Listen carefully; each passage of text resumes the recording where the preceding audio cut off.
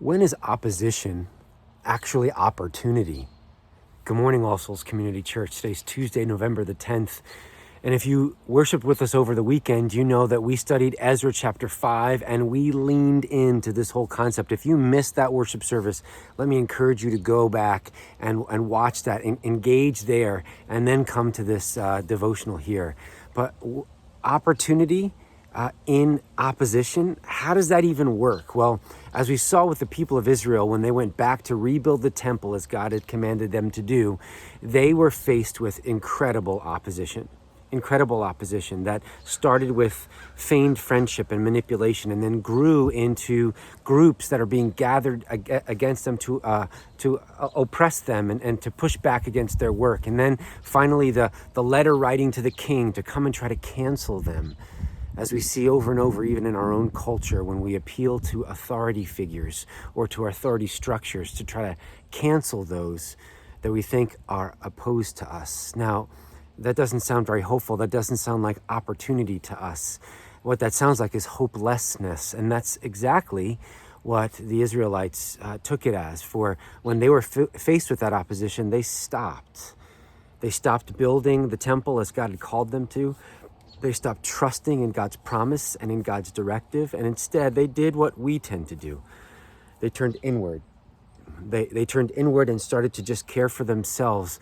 The prophet Haggai puts it like this: they started to build paneled houses for themselves, decorating and taking care of and being elaborate in their building of their own homes, right? Of how do I take care of me? Let me spend as much time and energy focused on me and money focused on me, so that even if everything out there is chaotic, I can still feel peace about me. And again, we see a window into our own world here during quarantine and during the election and during these cycles of crazy, quite honestly, that we've been in, don't we? Where the temptation is so quick to turn inward. And that never works. It only ever feeds the beast, the wrong dog, if you will, that makes me think that it's going to be my hard work and my ability to produce and my power and my ingenuity that's going to protect me. And then I end up sacrificing, well, frankly, you to do it. And the prophet Haggai was sent to speak to the people during Ezra's time. And he said, listen, why did you think it was time for you to build paneled houses when the house of the Lord lays in ruin? Or to put it like we did on Sunday, didn't you realize that this conflict, this opposition, was opportunity? Opportunity for what? Opportunity for you to grow. Or to put it differently, don't miss the fact that God was building something in you. Now, what was he building in them? But specifically the very thing that we've been pointing at, and that is their temptation and tendency to turn inward is actually a form of idolatry. It's a form of fear. God, it comes in because we're afraid that our world is going to fall apart if I'm not in control, because I can't really see or trust God. And we've all found ourselves in those positions before. But what God was building in them is called faith. Faith that says, I'm going to trust what God said even before I see it with my eyes. I'm going to trust what God promised even before it comes to fruition in my life. God said, don't you see, like the refiner with precious metal, I'm the refiner, you're the metal. I turn up the heat to get out all of the dross, all of the impurity. It floats up to the top, the hotter that metal gets, so that I can get all of it out of you and do something beautiful in you, so that, our second point on Sunday, I can do something beautiful through you. And if you remember, we looked at Zechariah as the other prophet that's referenced in Ezra chapter 5. And Zechariah had this challenge. God had brought his people back to the city to be a specific kind of place. Not a city like all the other cities in the world. Not a place that just looked like and acted like and smelled like and sounded like every other city in the world, but a city that when anyone would enter into, they would say, now I get it.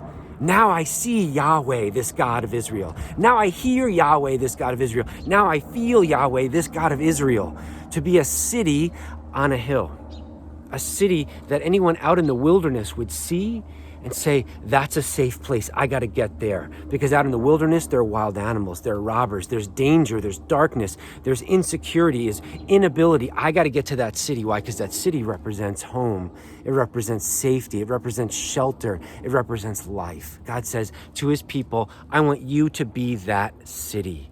Not like the generations before you, not like your parents did, where they forgot who they were, and therefore, even though they were once wanderers, immigrants, they could care less about immigrants.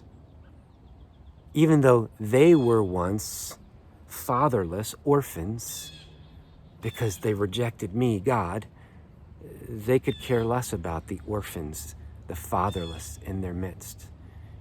Even though they were once widows, rejecting me, their husband, they could care less about the widows in their midst. Do you see? To be a city on a hill, to be the light of the world, is to be a place that resounds with, that gushes of the heart of God. And we do that not simply by what we say, but by how we live. By how we live towards those that the Bible calls the least of these, the most vulnerable. Also, as Community Church, we are called to be a place that resounds of the heart of God. And that is an incredible privilege, because the closer we get to him, the more we see how utterly vulnerable we are without him. And yet we also find that we are completely and incredibly safe when we draw close to him. That there's no better place for us to be than close to our God. That there's no safer place to be, no more loved place to be, no more known place to be than close to the heart of our God. We get to be that people, not just today, but every day.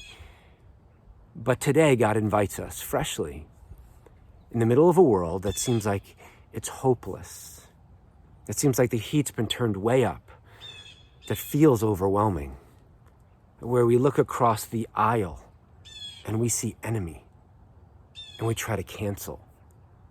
Instead, God calls us, church, to be a city on a hill, the light of the world, that whenever anyone who's burdened and heavy laden looks up and sees us and hears the praise coming out of our mouth and sees the deeds of kindness and mercy and justice with our hands and hears the words of life being shared from our lips, what they will say is, I see Jesus.